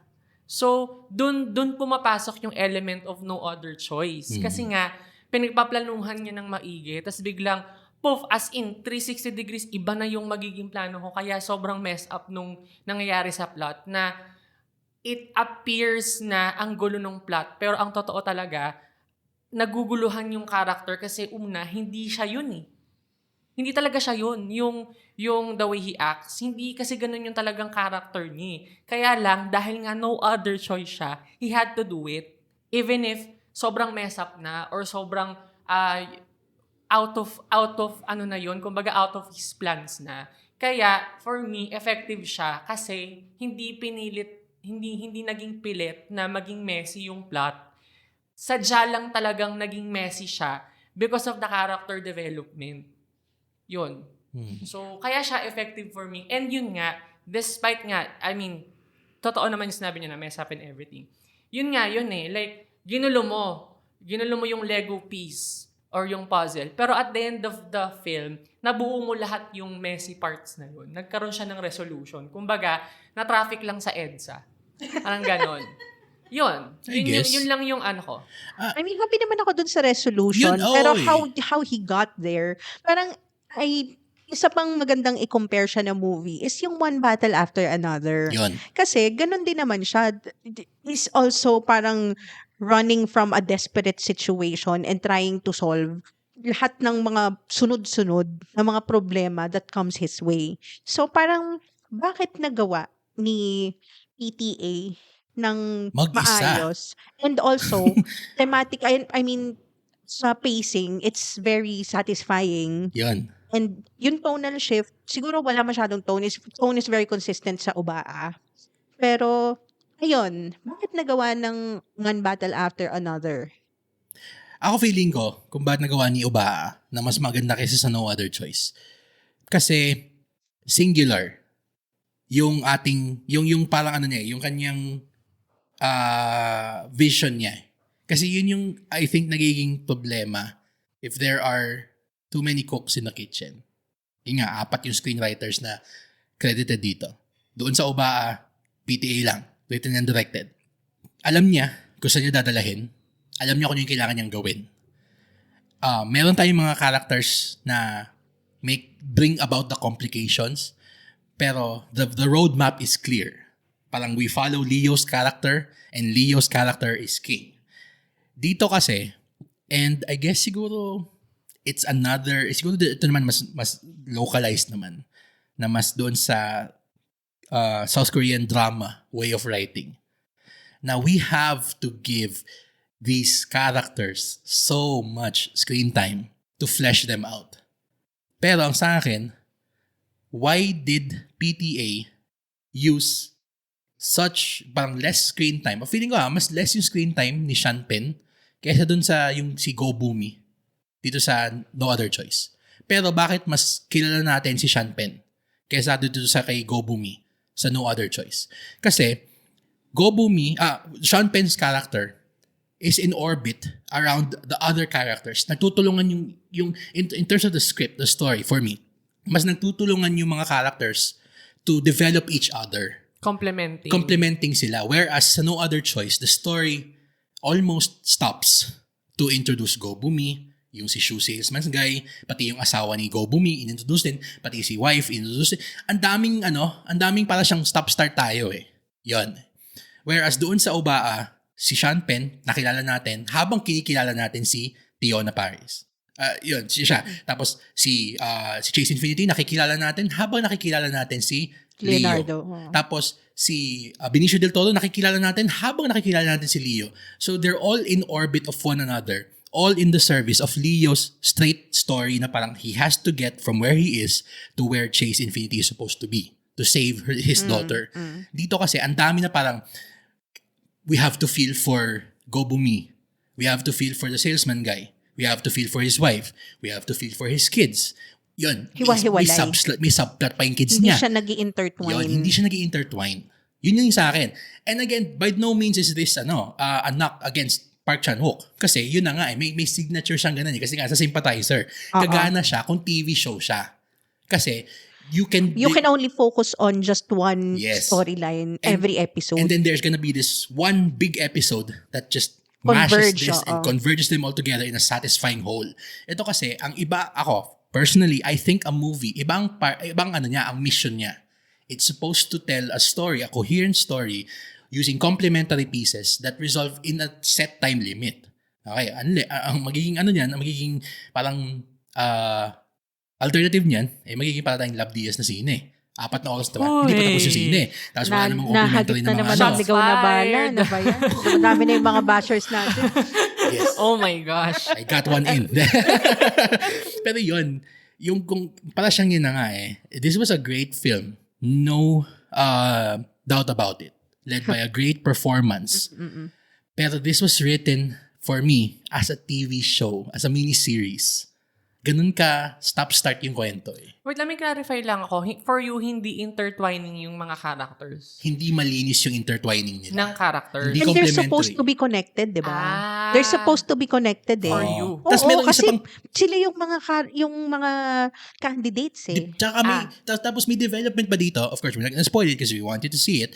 May isang development dito sa dulo na biglang, saan nanggaling yun? Surprise. So, surprise. Parang sa, walang, akin, sa akin kasi nanggagaling nga ako na ang intertwining dito talaga, yung thematically intertwining siya. So, for me, pag pati yung characters intertwining din, baka mas lalong overwhelming siya. Kasi overwhelming na nga mismo yung plot niya. For me, ito lang naman sa akin. Lalo ko lang. Yun. Pero kasi, dito siguro, and we're gonna go back to Parasite. Parasite was much cleaner. Siguro, wag natin sabihin na yung sa editing tsaka yung bravado and swagger filmmaking niya. Kasi talagang untouchable. Masterpiece talaga siya. Pero yung siguro na lang dun sa point na parang all the characters were in the service of each other. The family was complementing the rich family, and then they were also complementing the family downstairs. All of their stories worked with each other. Hindi siya yung parang biglang, pag naaalala ko yung No Other Choice ngayon, naaalala ko yung doon kay si Go-Bumi, yung puro record sa bahay. Naiisip ko lang yung kanya eh. Hindi ko naiisip hindi siya. Hindi pantay yung screen time. Hindi ko siya naiisip na parang hindi in the pantay service yung of Manso pagkaka-develop nung tatlong character. Yun eh. Yun. Oo. Kaya dito sa Parasite, parang naisip ko yung nasa baba, yung nasa basement na guy. Naisip ko na parang, sila yung gustong i-usurp nung new family, all while being a parasite to the rich family. Parang siyang mas malinis yung intertwining nila. Hindi ba siya intentionally talagang hindi masyadong developed yung other candidates? Kasi nga, for it to circle back to the title nga na there's no other choice. But to lead to that point na there's no other candidate for it. Kaya hindi talaga dinevelop yung characters na yun. Kasi nga, mga plot devices lang talaga sila. Yun yung sa akin. Yun yung pwede naman. Possible na talagang intentional. Pero, siguro, yun nga, we're seeing it through the lens of Bong Joon-ho filmmaking, I guess. And kasi talagang, ang hirap hindi i-compare. Pero gets ko yung yung parang pwede nga siyang miniseries. Gets ko yung perspective na yun. Pero kasi ito din, and it's good, let me just wrap this up. And I'll ask you your ratings. Again, by no means is this a bad film. This is one of the better films. Actually, I loved it. Actually, parang hindi nga eh. Parang hindi natin nagustuhan, no? Pero, nung gusto ko siya kasi hanggang ngayon iniisip ko siya. Exactly. Tapos, minsan nga iniisip ko pa yung parang juxtaposition ng title na No Other Choice. Pero actually, ang dami niyang choice pala. Yun. And he was proven time and time again na he didn't need to do those things. Exactly. Kasi everything turned out fine. Diba? Tapos, lalo na dun sa third na character. Yung third person. Yung third na parang candidate. parang for me lang to, he didn't need to do that. Para dun sa third person. Kasi parang hindi naman talaga siya competitor. Parang hindi. Kasi parang may mga revelations sa dulo that would explain na parang all those things, he didn't need to do them. Pero parang his demons forced him or convinced him that there was no other choice. Kaya niya ginawa yun. So parang nadala lang siya ng pressure. That's why he did those things. And then the only way for him to parang absolve himself, sabihin niya na hindi wala akong choice eh. Pero actually it's a reflection on his character na talagang masama siyang tao. Well, yun yung pero he wanted to do all of those things. Parang Walter White, Breaking Bad. Yan.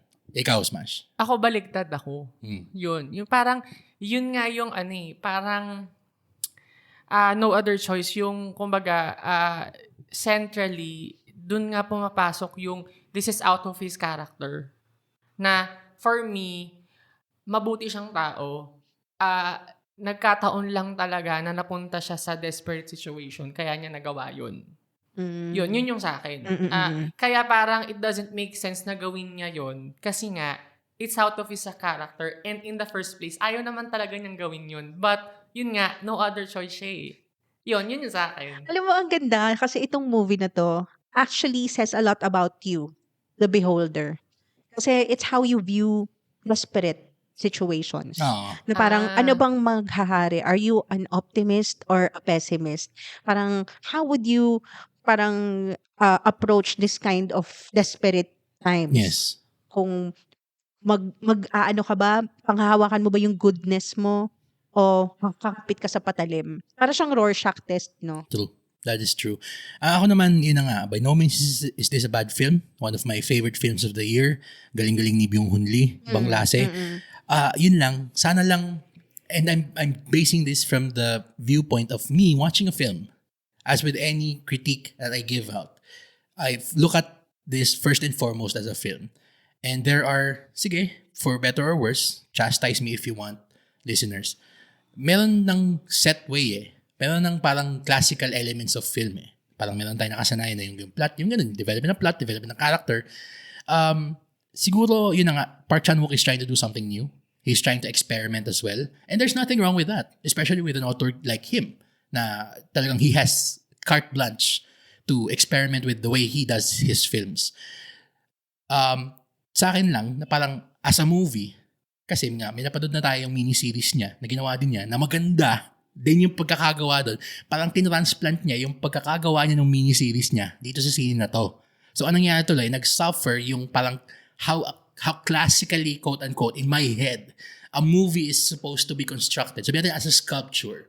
Para siyang may way ng pagsasculpt ng scene. Ang pag-sculpt niya dito sa No Other Choice, parang yung The Sympathizer. Maganda pa rin siya, pero parang something out of place. Parang ganon.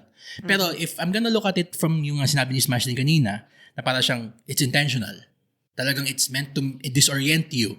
It's meant to Confuse you. And put you in the headspace of the protagonist. And it also, works. So. It does. And also, parang yun na nga yung sinabi natin kanina na maybe this is talagang more relevant to Korean audiences. Yes. Kasi that's how they see desperation in their society. Mas resonant siya sa kanila. Then, ako, I am not to parang diminish its power or tell na parang it's a bad film. Kasi, it's not. Pero siguro yun nga, iba yung expectation ko, set na din siguro by the filmmaker themselves eh. Pagpasok ko dito na parang, okay, ito yung in-expect kong Park Chan-wook. He gave me another Park Chan-wook style. I think I'm gonna have to revisit this after a long time. Kasi parang siyang, okay, watch it again. Iba yung parang kailangan mag-sit nitong bagong style ni Park Chan-wook. Parang siyang kung halimbawa gumawa bigla ng slapstick comedy si Christopher Nolan. Parang, okay, sige, gusto mong gawin yun eh. Pero, it's gonna take me parang out of time. Darren Aronofsky sa Caught Stealing. Parang Aronofsky sa Caught Stealing na parang, actually. parang some people liked it, some people didn't. Pero I guess, yun na nga eh, it's different from the existential dread. Yung sa Aronofsky. Ito, na parang it's different from the talagang sobrang either, bibigyan kasi ni Park Chan-wook na parang talagang sobrang may central mystery at ibababad ka niya dun sa mystery hanggang dumating siya sa dulo. Dito kasi, para siyang parang nag-experiment siya, no? Point. Kung saan siya pupunta. Hindi ito yung usual MO ni Park Chan-wook eh. Hindi. Wait lang, so ibig sabihin niyo pa siya napanood for the second time? Hindi pa. Okay. Kasi diba, you mentioned to me na plano niyong panoorin before. Okay. Wala na kaming time, girl. I mean, okay lang. Hindi kasi kanina nabanggit ni Roy na we watched it for the first time. Okay. So, ang implication sa akin, napanood niyo na for the second time. Hindi, wala pa. Ikaw, did you watch it? No, wala twice? time. Hello. Oh, hello. Muntik nga ako. Diba nga, dapat nga supposed to be nung Friday, nasa SM Clark ako. Pero Diba nung ikaw nga natuloy. din, diba? Diba? Oo. Ay, nako. Ang hirap, ang konti ng hours sa isang araw kasi. True. Oh my God. Sige, rating na. Smash. Rating. A+. Wow. 5 stars. Smash. Oh. Ikaw, Ange. Para sa akin, it's a B+. B+. Okay. Ako naman A. I mean, mas maganda naman siya sa Quezon. Hello. I wanna change that. A na lang pala. A na lang pala. I mean, mas nagstay naman to sa akin kaysa sa Quezon. Yun lang talaga, I think it really affected me. Kasi iba yung pananaw ko sa desperation.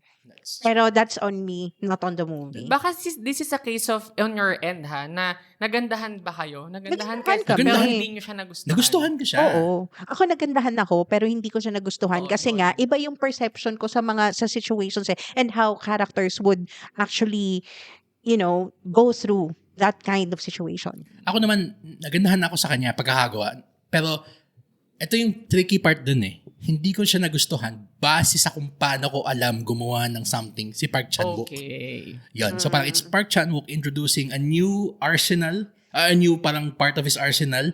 So parang it really does, need a bit of time. Yung experience niya sa No Other Choice is exactly my experience sa Oppenheimer. Yeah. Yun. Kasi ganun din parang yung Oppenheimer, sobrang, for me, iba siya sa kilala kong Christopher Nolan. So, ganun din, yun nga yung view ko na, tagandahan ako, no doubt, pero hindi ko talaga siya gusto. Yun. Hindi mo ako siguro hindi ko naman talaga gusto. Sa Oppenheimer, I mean, Oppenheimer siguro ako on second viewing, baka magustuhan namin pero siya. nagustuhan, pero hindi siya yung parang, wow. Hindi siya Parasite. Kailangan Na mo talagang kasi- stunned yun nga. ako for 10 minutes after. Hindi Ibang siya yung klase parang yun. mic drop. Yes, mic drop. Hindi siya Do yung not mic drop.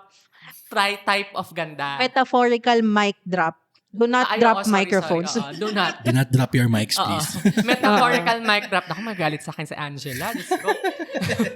Pero yun. Tama ba? Hindi siya yung metaphorical mic drop ganda. Yes. Hindi siya kasing stunning on first Yeah, viewing. that one. Wala siyang hard gut punch for Okay. me. It's a slow, it marinates with you, it burns in your system slowly, and may require additional viewings for it to be, truly parang digested talaga. Pero, if you, like Smash, I mean, we do not, hindi naman sasabi na ba, ikaw nag-gets mo agad? Wow, bida-bida ka, galing-galing mo. Hindi naman tayo ganun. Pang matalino lang to. Oo, yung ganun. Uy. Putik.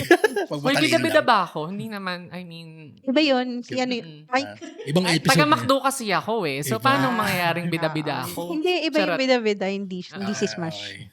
Ibang episode yan po. Hoy! Ay, naka-rating, A sa kay Ange, A sa akin, A+. A+. Kay Smash. Go see this film. Kasi, isa siya sa mga contenders, I guess, for Yes, Oscars. For international feature film. Acting, I guess, no? Yes. Yung Hunli. Yeah. Hope, Deserve. masyado. For acting contender, medyo mahina. Pero deserve. Pero, sa akin, deserve i-push. If anything na, like, mananalo siya for Oscars, international feature film, kasi nga, sentimental value is losing its steam.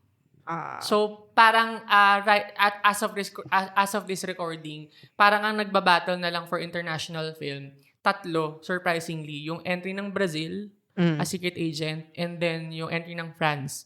It was just an accident. Tsaka ito. Naunahan na niya yung sentimental value. Although, yung sentimental value, frontrunner pa rin si Stellan Skarsgård for supporting actor. Okay. Pero in terms of the other awards, even for director, bumaba na yung sentimental value. Joachim At saka Trier. hindi- Yeah. Joachim Diba, hindi rin maganda yung standing ni Park Chan-wook sa Academy. Hollywood. Oo. Yeah. Kaya sa international feature na lang talaga. Pero director, picture, medyo Pumalabs. mahina. Actor, tsaka international. Yun na lang ang pwede nilang realistically Actor, i-push. oo. Screenplay. Hindi. Screenplay, Wala siya. wala. Kasi sobrang siya ng Writers Guild, di ba? He is Oo, nga hated by pala. the So, guild. baka hindi pa siya Sayang. naman nominate eh. Kasi, di ba, gustong-gusto mo yung screenplay, pero because of what he did. Yun. Bakit naman kasi, Park, pamihira ka, may strike kayo, yung tatrabaho ka. Anong Wala ginawa ka niya? Ayun, yung favorite mo, yung sympathizer. Ay, Oo, ano? diba? Oo. Yun yung ginawa niya eh. Oh my gosh. So, expect to receive an email from the Writers Guild of America, Roy. Because of... Uy, grabe. We were Wait. one with WGE Wait. SAG-AFTRA. Part pala ako ng WG. Hindi ko alam. Ay, nako. Manifesting. Manifesting. Ay, nako. Anyway, so, yun. I guess we had a great, conversation talking about No Other Choice in Quezon for this episode. These films are meant talaga to stir conversations. Heady conversations. Yes, interesting yes. conversations. Siguro for different reasons. So No Other Choice was more siya na parang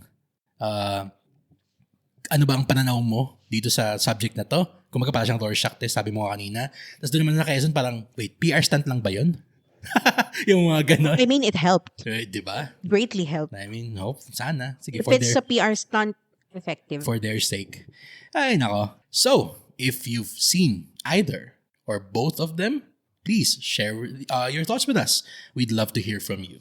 Let us know in the comment section on Facebook and Instagram or on this episode's Spotify comment section.